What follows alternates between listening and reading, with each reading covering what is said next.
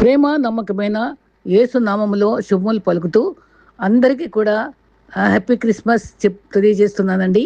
ఈ నెలంతా కూడా తలంపులు మరి సేకరించి చెప్పడానికి ప్రభు మహాకృప ఇచ్చాడు. ఈ దినాన్ని కూడా విలువైనటువంటి తలంపులతో మీ మధ్యకు వస్తున్నాను. మీ అందరికీ కుటుంబాలు కూడా మరి క్రిస్మస్ ఆనందంతో తెలియాడాలని మనసారా ప్రార్థిస్తూ కోరుకుంటూ ఆరంభిస్తున్నానండి. మరి ఈ దేవుడు లోకాన్ని ఎంతో ప్రేమించాడు అనుకున్నాం కదా. మన జీవితంలో యేసుప్రభు జన్మంతో కొత్త జీవితం ప్రారంభం అవుతుంది. కొత్త తలంపులతో పాత అపరాధ భావన మసకబారిపోతుంది, ఆశ మేల్కొంటుంది, హృదయాలు పునరుద్ధీకరింపబడతాయి. మరియు మనం ప్రతిరోజు ఎప్పటికీ దేవుని ప్రేమలో నింపబడి జీవించడం నేర్చుకుంటాం. ఈ ఈ దినం మొదలుకొని మరి ఆ రకంగా దేవుడు చిన్న చిన్న ప్రారంభాలు ఆనందిస్తాడు. ఆయన సాధారణ వ్యక్తులను, మనలాంటి వారిని కూడా సాధారణ పనుల ద్వారా గొప్ప కార్యాలు చేస్తాడు. మనం నమ్మకంగా ఉన్నప్పుడు మనం ఊహించలేని గొప్ప కార్యాలు మన పట్ల, మన కుటుంబం పట్ల కూడా చేస్తూనే ఉంటాడు. జీవితంలో సంతోషానికి పొగకూడదు, దుఃఖానికి కుంగకు, కష్టానికి వంగకు, కన్నీళ్లకు కరుకకు, భయానికి బెదరకు, బంధాలను మరువకు, అందరి నమ్మకు, ప్రభు మీద ఆశ పెట్టుకో.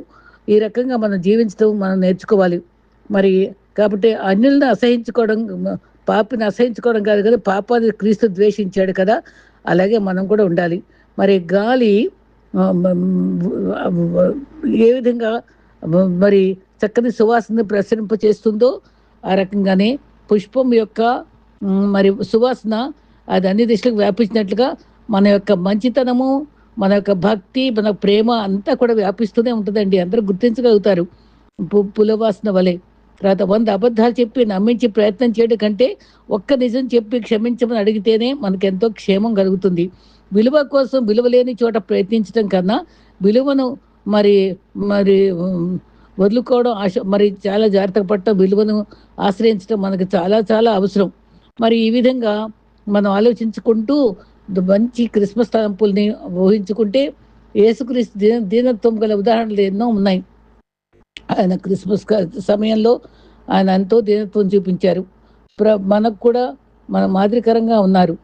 మరి దీనుడిగా మరి చాలా తగ్గింపుతో క్రీస్తు ఈ భూలోకానికి రావడం మనం గమనిస్తాం.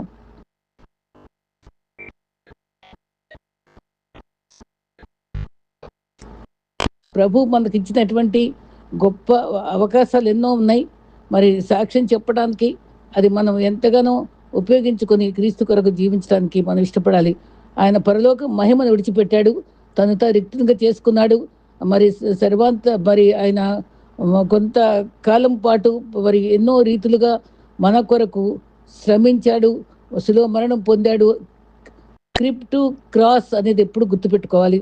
ఆయన మరి ఆయన మానవుని స్వరూపం ధరించాడు. తర్వాత అధికారంకు లోబడి ఎన్నో విధాలుగా తను తగ్గించుకున్నాడు, తండ్రికి లోబడ్డాడు, మరణంకు విధేయత కలిగాడు, శిలువపై మరణించాడు. ఇవన్నీ మనం ఎప్పుడు గుర్తుపెట్టుకోవాలి. మరి పాపరహితుడు అంటాక ఎన్నో సాక్ష్యాలు ఉన్నాయి. అపొస్తలుడైన పౌలు, పేతురు, మరి హెబ్రీ గ్రంథకర్త, మరి యోహాను, పిలాతు భార్య, యూదా ఇస్కరియోతు, సిద్ధంగా ఉన్న దొంగ, రోమా శతాధిపతి, స్వయంగా క్రీస్తే. వీటన్నిటికి కూడా క్రీస్తు పాపం లేనివాడని చూపించాడు. క్రీస్తు యొక్క విశేష లక్షణాలు చాలా ఉన్నాయి. పరిశుద్ధుడు, నీతిమంతుడు, కపటం లేనివాడు, పాపం లేనివాడు, నిర్దోషి, నమ్మదగినవాడు, సత్య సంపన్నుడు, తండ్రి చిత్తం నెరవేర్చినవాడు, తనతో తగ్గించుకున్నవాడు, కనికరం గలవాడు, దీర్ఘశాంతుడు, ప్రేమించువాడు, రిక్తునిగా చేసుకున్నవాడు, క్షమించేవాడు. గొర్రెల కాపుల నుంచి ఎన్నో పాఠాలు నేర్చుకుంటూనే ఉన్నాం. విసుకగా కలిసి ఉన్నారు, వినయంతో ఉన్నారు, విశ్వాసంతో నమ్మారు, విధేయత వెళ్ళారు, విశదీకరించి చూశారు, వినయంతో ప్రకటించారు, వివేకంతో జీవించారు, ప్రచురించి సాక్షులుగా నిలబడ్డారు. మరి ఈ రకంగా దేవుని లక్షణాలు ఎన్నో గొప్పవి ఉన్నాయండి. ఆయన సమస్తము చూచేవాడు, మరి సర్వజ్ఞత గలవాడు, జ్ఞానం గలవాడు, ఒకే రీతిగా ఉన్నాడు, సర్వోన్నతుడు, పరిశుద్ధుడు, నీతిమంతుడు, సత్యవంతుడు, నమ్మదగిన వాడు, వెలుగైన వాడు, కృప గలవాడు, దయాదక్షిణపూరుడు, ప్రేమ గలవాడు, ఆత్మీయ ఉన్నవాడు. ఎన్నో మాటలు మనం చూసుకుంటాం. మరి బంధం ఏదైనా సరే మనం నాది అనుకుంటే బాధ్యత, నాకెందుకులే అనుకుంటే బరువు అవుతుంది, నాది కాదు అనుకుంటే కనుమరుగైపోతుంది. అందరిని వదిలేసి దూరంగా ఉండటం కాదు జీవితం అంటే. కష్టమైన సుఖమైన కుటుంబంతో కలిసి ఉండటమే జీవితం. చేజారిన బంధము, నోరు జారిన మాట ఎప్పుడే తిరిగిరావు. అందుకే బంధాన్ని కోల్పోయే ముందు యజమానికి ఒక తప్పుగా మాట్లాడేటప్పుడు ఆలోచించుకోవాలి. సంబంధాలు ఎప్పుడు మామూలుగా చెప్పబడవు. ఒక నిర్లక్ష్యం వల్ల, ప్రవర్తన వల్ల, అహంకారపూరిత వైఖరి వల్ల మాత్రమే చెప్పబడతాయి. మరి ఈ విధంగా జీవితంలో అతి ప్రమాదకరమైన దుఃఖం దిగమింగకూడా నేర్చుకోవాలి. అతి భయంకరమైన నిరాశ పట్టించుకోకూడదు. నీచమైన అసూయ దాన్ని ఎప్పుడు కూడా మనం లక్ష్య పెట్టుకోకూడదు. మనం చాలా వరకు జాగ్రత్త పడి మనం ప్రభు కొరకు జీవించడం, మనకి ప్రభు వైపు చూస్తూ జీవించడం మనం చాలా చాలా వరకు ఆసక్తి కలిగి ఉండాలి. మరి ఈ ఈ జీవితంలో ఎన్నో రకాల అనుభవాలను మనం ఎదుర్కొంటూనే ఉంటాం. దానిలో మనం నీతిగా భక్తితో బతకటం నేర్చుకోవాలి. ఆకలి తీర్చడానికి ఒక రొట్టె చాలండి. ఆత్మీయ ఆకలి తీర్చడానికి బైబిల్ వాక్యాలు, సిద్ధాంతాలు చాలా చాలా అవసరం. మరి అహంకారాన్ని వదిలితేనే మనిషి మనిషిగానే ఒక వ్యక్తిని మనిషిగా చూస్తాం. లేకపోతే కళ్ళు నెత్తి మీదకి వచ్చి మనం గర్వంగా ప్రవర్తిస్తాం. మరి జీవితంలో విలువైన పాఠాలు అప్పుడే మనం తగ్గించుకున్నప్పుడే నేర్పిస్తూ ఉంటాయి. మరి భయం కూడా జీవితానికి నాశనం చేసేస్తుంది కనుక మరి భయపడరాదనేటువంటి అనుభవాన్ని గొల్లలు పొందారు, మరియ పొందింది. ఇవన్నీ అభయం మనం తీసుకుందాం. విశ్వాసం ఉంచితే మన జీవితాలు చాలా ధైర్యంగా బతకగలుగుతాం. ఇతరుల గెలుపుని చూసి అసూయపడకూడదు. మరి అది బలహీనత అయిపోద్ది. మరి విజయాలు చూసి మనం సంతోషపడితే అది గొప్ప ప్రేరణగా మనలో గొప్ప విజేతగా మనం మిగులుతాం. మరి మనల్ని మనం విమర్శించుకుంటూ మనం చాలా జాగ్రత్తగా బ్రతకటం నేర్చుకోవాలి. దేవుడు మనకి ఎన్నో విలువైనటువంటి వాక్యాలు బైబిల్లో మనకి ఇచ్చాడు కదా. దేవుడు మనకు గొప్ప ఆశీర్వాదం సిద్ధపరిచాడు. అది పొందాలంటే సహనం కావాలి, భక్తి కావాలి, ఫలించాలి. దేవుని చిత్తం అది. ఆత్మయందు ఫలాలను ఫలిస్తూ ప్రతి పనిలో ఫలాన్ని చూస్తాం. దేవుని చిత్తం మనస్ఫూర్తిగా చేయడంలో, ఇష్టపడేలాగా చేయడంలో మనం బలపరుచుకోలేక ప్రార్థించుకోవాలి. దేవుని వాక్యం హృదయంలో ఉంచుకొని వాక్య ప్రకారం జీవిస్తే ప్రతి పనిలో ఆశీర్వాదం ఉంటుంది. దేవుని కొరకు రోషం కలిగి జీవించడం, ఆ ఎడతెక ప్రార్థించడం, శ్రమల్లో కూడా దేవుని కొరకు నిలబడటం, కఠిన పరిస్థితుల్లో కూడా దేవుని స్తుతించడం, ఆయన చిత్తం నెరవేర్చుకోవడం, ఆయన ఆజ్ఞలు పాటించడం మనం అలవర్చుకోవాలి. దేవుని కొరకు జీవించడానికి మరి ఇతరులు ప్రోత్సహించాలి, మనం ప్రోత్సహించబడాలి. మనము భుజం తట్టుకుని ధైర్యపరచుకోవడం నేర్చుకోవాలి. మరి ఒక విధంగా చెప్పాలంటే నేను ఇంతకుముందు చెప్పిందే మళ్ళీ చెప్పాలనుకుంటున్నాను. క్రీస్తకం 52లో తోమా గారు మన దేశంలో మరి కొలంగళూరులో మరి వచ్చి సువార్త సేవ చేసి మరి ఎన్నో సంఘాలు స్థాపించి ఎంత గణనీయమైన సేవ చేశారు. మరి ఎవరో విదేశీయులు వచ్చి మనకు చేయలేదండి. మనమే ఇప్పుడు మిషనరీస్ ఎన్నో ప్రాంతాలకు వెళ్ళి ప్రకటించేటువంటి బాధ్యత తీసుకోవడం మనకు ఎంతైనా అవసరం. అయితే క్రీస్తు జన్మ మరి ఆధారంగా మనం ఎంతో ఆనందంగా గడుపుకునేటువంటి ఈ క్యారల్స్, ఈ మ్యూజిక్లు, మరి లైట్లు ఇవన్నీ ఉంటాయి. కానీ దేవునికి ఇష్టంగా ఉండేది ఇవన్నీ కాదు. కానీ ఆయన హృదయంలో చేర్చుకొని ఆయన హృదయంలో మనం జన్మించాలి. ఆ కొత్త ఆనందం మనలో ఉప్పొంగాలి.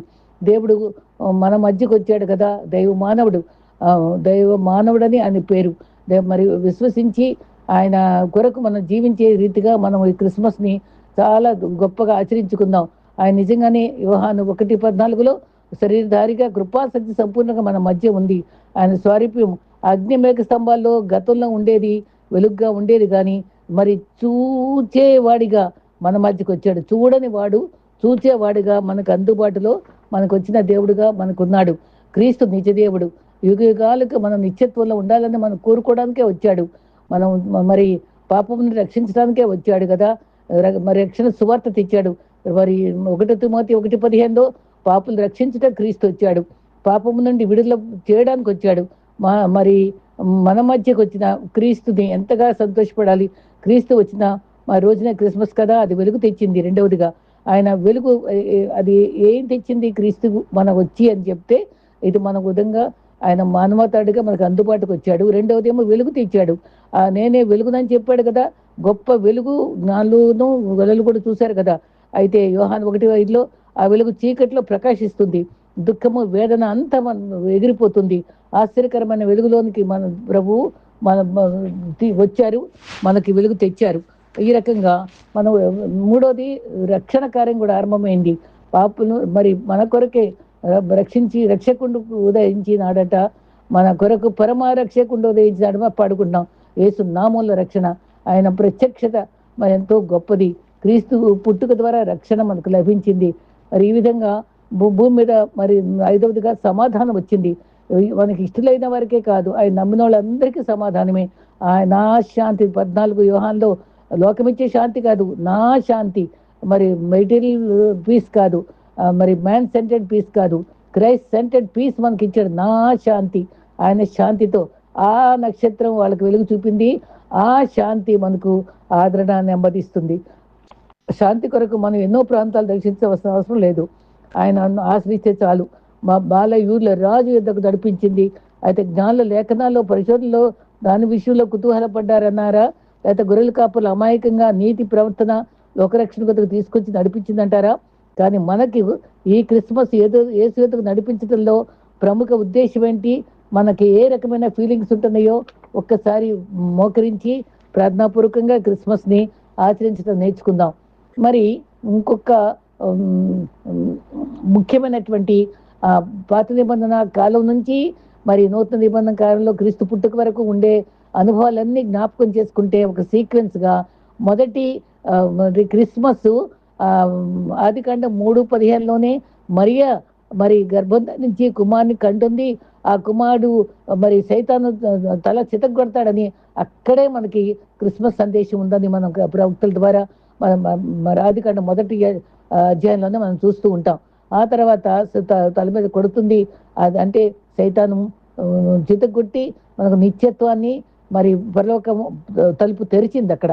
అయితే అబ్రహాం సమయంలో కూడా అబ్రహాం కుమారుడు దావీదు కుమారుడు అనే మాట ప్రకారంగా అబ్రహాము ఇచ్చినటువంటి వాగ్దానాల్లో కూడా క్రీస్తు ఉనికి ఉంది అక్కడ.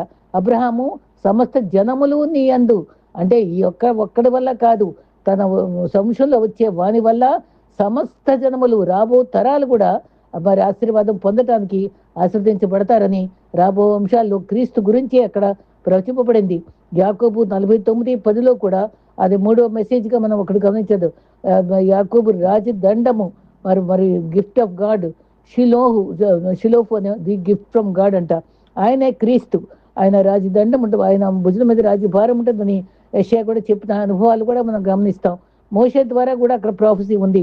అక్కడ ఏంటంటే ద్వితీయోపదేశకాండం 18:18లో వారి సహోదరుల నుండి మరి వారి నోట ఆజ్ఞాపించింది నెరవేరుతుంది, వారి సహోదరుల్లో వారి నుండి పుట్టిస్తాను అని కూడా మోషే ద్వారా కూడా అక్కడ క్రీస్తు గురించి ఉనికి కలిగి ఉందని చెప్తారు.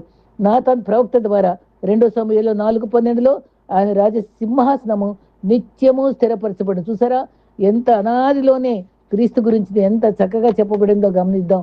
దావీదు చిగురు, దావీదు వంశంలోంచి క్రీస్తు వస్తాడు.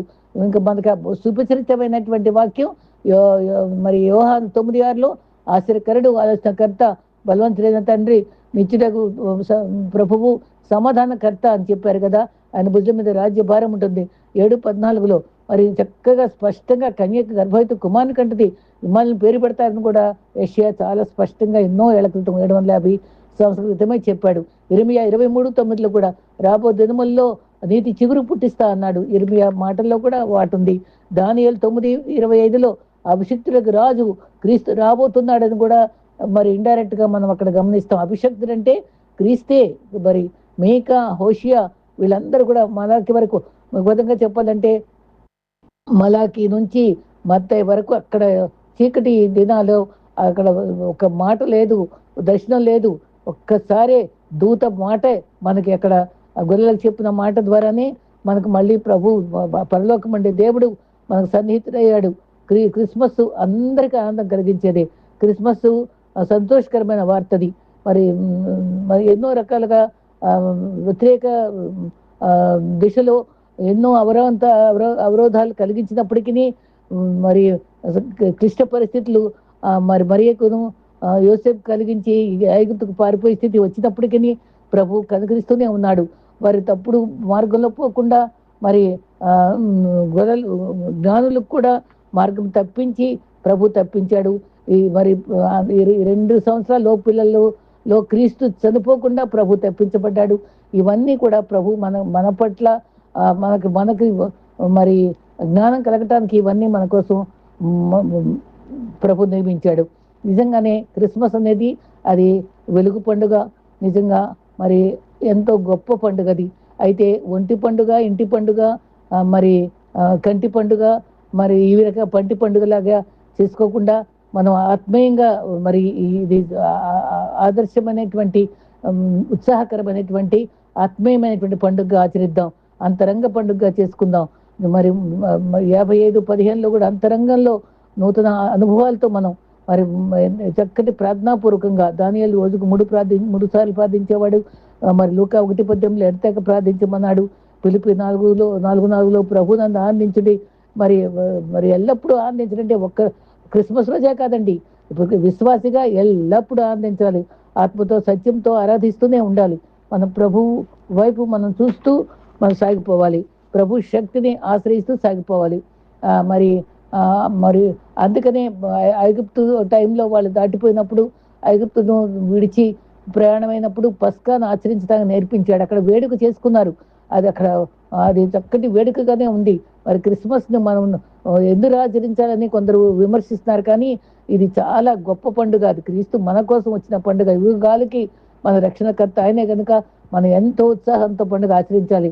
అక్కడ ఎలిజబెత్ జకరియా అది కూడా ఆ టైంలో కూడా వాళ్ళకు కూడా అభయం ఇచ్చి ముందుగానే మరి ప్రభువు కొరకు సిద్ధపరిచే యోహాన్ని మరి జన్మ వృత్తాంతం తీసుకొచ్చి మనకు ఎంతో తృప్తికరంగా మరి యాజక ధర్మం జరిగించిన అనుభవాల్లో మనకి చాలా చక్కగా వివరంగా సీక్వెన్స్ తోటి ఈ క్రిస్మస్ గాథ ఆనందకరమైన గాథండి. అహరోను వంశాంశం చెందినటువంటి మరి జకర్యాలోను ఎలిజబెత్లోను క్రీస్తు గురించినటువంటి ఎలిజబెత్ దగ్గరికి మరి వెళ్ళినప్పుడు 100 వచనాలు ఎంత చక్కటి మాటలు ఉన్నాయండి. అది చక్కటి మాట. మరి ఎంత స్పష్టంగా జకరియా ఆచరించిన అనుభవం. అబియా తరగతి 8వ తరగతిలో అబియా టైంలో హెబ్రీ క్యాలెండర్లో నిస్సాన్ టైంలో మొదటి నెలలో ఆచరించినది ఎంత క్రమంగా చూపిస్తారండి బైబిల్లో. ఇవన్నీ కూడా మనకి జ్ఞానం కలగటానికే ఈ చరిత్ర అంతా మనకి చూపబడుతుంది. మరి బెత్లెహేం క్రీస్తు పుట్టుకకు గంట తెచ్చింది. మరి మీకా ఎంత చక్కగా చెప్పాడండి 5:2లో. మరి అక్కడ నుంచి అల్పమైన తను కాదు అని సిద్ధపరిచి క్రీస్తు అన్నీ కూడా ప్రీ ప్లాన్ చేసుకుని ప్రభు కనుకరించి 66 పుస్తకాల్లో కూడా క్రీస్తు ఉండటం మన గమనార్హం. మరి క్రిస్మస్ ఆరాధన క్రిస్మస్ అంటే క్రిస్మస్ ఆరాధనే కదండి. మరి మనము యూదా 20 వచనాలు కూడా పిదారా అతి పరిశుద్ధమైన దాని మీద కట్టుకునండి. మనము ఆషామాషిగా ఆనందించడం కాదండి. పరిశుద్ధమైన దాని మీద కట్టుకుని మన క్యారెక్టర్ పవిత్రపరుచుకుంటూ ఆయన నమ్మి పరిశుద్ధంగా ఆరాధించడానికి మనం ఇష్టపడదాం. మరి యేసుక్రీస్తు జన్మము లోకానికే విశ్వాసికే గొప్ప విజయ సంకేతం. జన్మకు స్వాగత గీతాలు దూతల గానాలతో జయజయలు పలికారు. ఆరాధించేది యేసు తేదీ ముఖ్యం కాదు. బైబిల్ యేసుగల పుస్తకమే కదండి. మొదటిగా శిశువును క్రీస్తు ఆర్భాటంగా క్రీస్తు క్రిస్మస్ రోజు మరి ప్రపంచం అంతటికీ మరి సంతోషాన్ని ఇవ్వడానికి వచ్చారండి. మనం అంతగానో కనపరుచుకుని ఆరాధిద్దాం. ఆ మహిమను పరలోకులు విడిచి వచ్చి అక్కడ భూమి మీద దేవుడే మహిమ వారి చుట్టూ ప్రకాశించింది. పొత్తిగుడ్డలు శిశువు ఈ శారీరక ఆనవాళ్ళైనే కానీ మనకి ఆధ్యాత్మిక ఆనవాళ్లతో మనం ఇప్పుడు ఆరాధించుకుందాం. మరి దుష్టులకు నమ్మది ఉండదు. కానీ క్రీస్తు నమ్మిన వాళ్ళకి లోతైన భక్తి గల వారి ఇంకా లోతైన సంతోషంతో ఆనందించడం అవసరం. విశ్వాసం ద్వారా నీతిమంతులుగా తీర్చబడే వారికే మరి సమాధాన అధిపతిగా మనకు కనబడతాడు. సమస్త పాపముల అవినీతిని తొలగిస్తాడు. నీతిమంతులుగా మనం తీర్చుతాడు. వచ్చి వరకు పుణ్యశాంతితో మనం నింపుతాడు. ఆయన ఎన్నో అనుభవాలు మనకు బైబిల్లో దాచిపెట్టబడినాయి. మరి ఇష్టమైన వారికి సమాధానం అనే మాట ఎంతో గొప్ప సత్యం. అది మరి హృదయపూర్వకంగా ఇది జ్ఞానులు గొల్లల యొక్క వారి యొక్క సాక్ష్యం ఎంతో గొప్పది. వారి ప్రచురించే అనుభవాలు ఎంతో గొప్పవి. వారికి నేర్పే పాఠాలు మనకెంతో గొప్పవి. మరి 8వ రోజు క్రీస్తు పుట్టాక సున్నతి చేయబట్టడానికి అక్కడికి వచ్చినప్పుడు తొలుచులు బిడను 2 పావురాలతో యెరూషలేము దగ్గరికి వెళ్ళినప్పుడు అక్కడ ఎవరిని చూశారు? సిమియోన్ అక్కడ ఉంటాడు. అక్కడ వృద్ధుడు. ఆ సిమియోన్ జీవితం ఎంత చక్కగా ఉంటుందండి. ఆయన ఉనికి క్రీస్తు గురించి ఎంత చక్కగా చెప్పాడు. అది ఆ సిమియోను ఆయన చేతుల్లోకి తీసుకున్నాడు. అదా నీ మాట చొప్పున ఆత్మతో నింపబడిపోయాడు. ఆయన పరిశుద్ధాత్మతోటి యేసుప్రభు చూసే వరకు నువ్వు మరణించవని ముందుగానే ఆయన ఆత్మతో బోధించబడ్డాడు. అక్కడ అన్యజనులకు వెలుగుగా ఉన్నావు నువ్వు. ఇశ్రాయేలుకు మహిమగా ఉన్నావు. ఇశ్రాయేలుకు సిద్ధపరిచిన రక్షణను నేను చూశాను. ఎంత చక్కటి మాటలండి. 3 మాటలను వెలుగుగా ఉన్నావు, మహిమగా ఉన్నావు. ఇశ్రాయేలు మహిమ సిద్ధపరిచినటువంటి రక్షణ నేను కన్నులారా చూస్తున్నాను, సాక్ష్యం అండి, తాకి చూశాడు. 40 రోజులు శుద్ధీకరణ పాటించడం కూడా వాళ్ళతో ఎంత చక్కటి న్యాయంగా మరి ధర్మశాస్త్రం ఆచరించిన యోసేపు, భారం వహించిన యోసేపు ధన్యుడండి. మరియ కూడా నిజంగా వాళ్ళిద్దరిని ఎన్నుకొంటలో దేవునికి ఎంత ప్రత్యేక ఉద్దేశం ఉందండి. ఆ క్రీస్తుని సంరక్షించగలరు. 30 సంవత్సరాల వరకు వారిని అతి భక్తితో నేర్పించి ప్రేమించి మరి సంరక్షిస్తారని నమ్మబట్టే వారిని ఎన్నుకున్నాడండి. నిజంగా నన్ను మనల్ని కూడా ఒక ప్రత్యేక ఉద్దేశంతో ఎన్నుకున్నారని గ్రహించుకుని దేవునికి స్తుతిద్దాం. మరి రక్షకుని మరి ఆయనే బలి పశువుగా క్రీస్తు వాళ్ళు అందరూ పూజించింది క్రీస్తు పసిపాలుడినే, మరేను కాదు. ఆయన సిలువలో సర్వ మానవాళికి మరి బలి అర్పించే భవిష్యత్తులో ఎంత చక్కటి మరి నిర్ణయం దేవుని ద్వారా జరిగిందండి. రాజైన హేరోదు కూడా భయంకరమైనటువంటి కుట్రతో ఉన్నాడు. హేరోదు గురించి కూడా తెలుసుకుందాం. ఏదో వంశస్థుడు అంటే ఏషావు సంతతి. ఏషావు క్రూరుడే కదండి. మరి ఏషావుని మరి ఎక్కువ దీవించలేదు, కానీ మరి యాకోబుని కదా దీవించింది. ఇశ్రాయేలీలని మరి ఇప్పటికి కూడా ఇశ్రాయేల్ సంతతి మరి ఇశ్రాయేల్ దేశంగా ఉంది కదండి. దేవుడు ఎంత చక్కటి నిర్ణయం చేశారండి వాళ్ళ పట్ల. మరి యూదులకు విరోధి హేరోదు. 7 మంది హేరోదులు ఉన్నారటండి. మరి హేరోదు 1, హేరోదు 2, తర్వాత హేరోదు, మరి గొప్ప చక్రవర్తి హేరోదులు పాలస్తీనా రాజులకు హేరోదు అని బిరుదు ఉండేదటండి. అయితే బెత్లెహేంలో ప్రాధాన్యత వచ్చినప్పుడు క్రీస్తు పుట్టినప్పుడు పూర్వం దీని పేరు ఎఫ్రతా. అక్కడ 5:2 అన్నారు కదా, ఎఫ్రతా తక్కువ దానివి కాదు, నువ్వు గొప్ప రాజు ఇక్కడ జన్మిస్తాడు అక్కడ అని చెప్పి ఎంత చక్కగా చిన్న ప్రవక్త ద్వారా ప్రభు చెప్పించాడు కదండి. యాకోబు భార్య రాహేలు కూడా అదే ప్రాంతంలో మరణించింది. అది బెత్లెహేంలోనే. నయోమి బోయస్కు అదే గ్రామము, రూతు ఎబిమెలెకు వాళ్ళ ఊరే. దావీదు రాజు కూడా అదే ఊరు బెత్లెహేమే. అది అంత మంచి ఊరిలో క్రీస్తు పుట్టాడండి. బెత్లెహేం అనగా రొట్టెల ఇల్లు. అయితే మీకా 2లో కూడా ఓ మాట ఉంది. మరి యేసుక్రీస్తు సాదృశ్యంగా ఇశ్రాయేలు యూదా కలిసి లోకమంతా క్రీస్తు ఏలుతాడు. ఎంత చక్కటి మాట అండి. ఇశ్రాయేలు యూదా అంటే యూదా గోత్రంగానే క్రీస్తు వచ్చాడు కదండి. లోకమంతా ఏళ్తారు. ఆయన రాబో దినాల్లో ఆయన మనకు మహారాజుగా, రాజు, ప్రభులకు ప్రభు, కింగ్ ఆఫ్ కింగ్స్ గా రాబోతున్నాడు. యూదులకు రాజు ఎక్కడా అనే రోజు దగ్గరికి వస్తారు వీళ్ళు. అక్కడికి జ్ఞానులు వచ్చినప్పుడు అప్పుడు శాస్త్రజ్ఞుల్ని పరిశీలన అందరిని పిలిపించి మొత్తం వెతికించి చూస్తే వాళ్ళకి అసలు క్షుణ్ణంగా వచ్చుండాలి. మరి జ్ఞానులు వాళ్ళ పుస్తకాలు చూసుకొని తూర్పున మరి అంత గొప్ప రాజు పుడితేనే అంత గొప్ప నక్షత్రం ఉంటుందని తెలుసుకొని అంత దూరం ప్రయాణం చేసుకొని రాగలిగారంటే వాళ్ళ శాస్త్రాలు ఎంత క్షుణ్ణంగా తెలుసుకొని ఉన్నారు. మరి ఇక్కడ హేరోదు రాజు దగ్గర ఉండేవాళ్ళు డబ్బు కోసం అక్కడ పనిచేస్తారే తప్ప శాస్త్రాలు ఏం తెలియదు. అప్పటికప్పుడు జ్ఞానులు వచ్చి అడిగేదాకా వాళ్ళు ఎక్కడ పుడతాడో ఏమి తెలియదు వాళ్ళకి. హేరోదుకి తెలియదు, వాళ్ళకి తెలియదు. అక్కడక్కడ పుస్తకాలు వెతికారు, అక్కడ చెప్పారు. అక్కడ ముఖ్యంగా వాళ్ళు నమ్మింది మరి మీకా రాసిన మాట చాలా స్పష్టంగా చూసి వాళ్ళు నమ్మి ఇంకా కంగారు పడిపోయారు. ఇశ్రాయేల్ వాళ్ళు కూడా అక్కడ ఉండేవారు కూడా కలవరపడిపోయారు. ఎందుకంటే వాళ్ళకి బ్యాక్ బోన్ లేదు. హేరోదు ఏం చెప్తాది కాబట్టి వాళ్ళు హేరోదు ఏం చెప్తాడని ఆశపడ్డారు తప్ప సొంత జ్ఞానం మీద ఆధారపడిన వారు కాదు. రాజు కలవరపడ్డాడు, వీళ్ళు కలవరపడ్డారు. కలవరపడితేనే దేవుడి చిత్తం దర్జాగా జరిగించుకున్నాడు. చక్కటి చుక్కని మళ్ళీ దారి మర్రించి ఎక్కడికి వెళ్ళాలి అక్కడ నడిపించింది. వీళ్ళు కూడా దూతతోటి మరి సంతోషంగా హేరోదు దగ్గరికి తిరిగి వెళ్ళొద్దని చెప్పబడి మళ్ళీ ఉత్సాహంగా మళ్ళీ దర్శించి బాలయేసును మాత్రమే పూజించి వాళ్ళ ప్రాంతాలకు వెళ్ళిపోయారండి జ్ఞానులు. అజ్ఞానులు ఎలా ఖగోళ శాస్త్రజ్ఞులు, నక్షత్ర శాస్త్రం మీద పరిశోధకులు, వాళ్ళు జ్యోతిష్యం తెలిసిన వాళ్ళు, పారసీక గ్రంథాల్లో చక్కటి జ్ఞానం ఉన్నవాళ్ళు, క్షుణ్ణంగా తెలుసుకున్న మేధావులు. మరి వాళ్ళ దూర ప్రాంతాల నుంచి పరిగెత్తుకొచ్చారు. నక్షత్రము రాజు పుట్టినప్పుడే వస్తుందని. మరి అక్కడ ఊళ్ళో రాజు పుట్టినవాడు నక్షత్రం చూసి వచ్చామని చెప్తే ఆ పుట్టినవాడు రాజు. మరి ఎంత అద్భుతం అండి. మరి సంఖ్యాకాండంలోనే ఉంది. అక్కడ బిలాంతోటే అక్కడ ప్రవచనం చెప్పించారండి. ఎక్కడో సంఖ్యాకాండం. మరి యాకోబు లో నక్షత్రం ఉదయిస్తుంది, రాజదండము ఇశ్రాయేల్ నుండి వస్తుంది. రాజదండం ఎవరికి ఉంటుందండి? రారాజుకే కదా. మరి యాకోబు నక్షత్రం పుట్టింది కదా.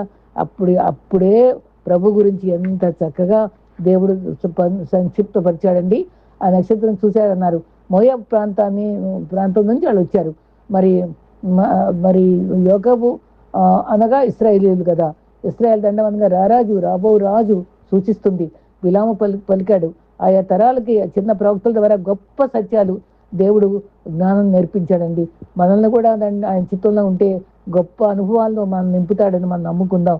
మరి రక్షణ స్థిరత పొందే కృపను పొంది నిత్య జీవం పొందే అర్హత పొందిన ఆధిక్యతలో మనము దేవుని వైపు చూద్దాం.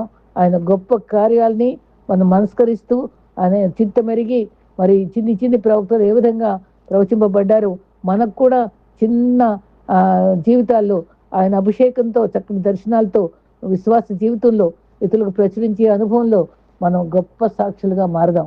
ఆ నక్షత్రము సూచన ఇశ్రాయేల్ జనాంగంలో నుంచి జన్మించగల అని నిజమైన రమ్యమైన సత్యం అండి అది.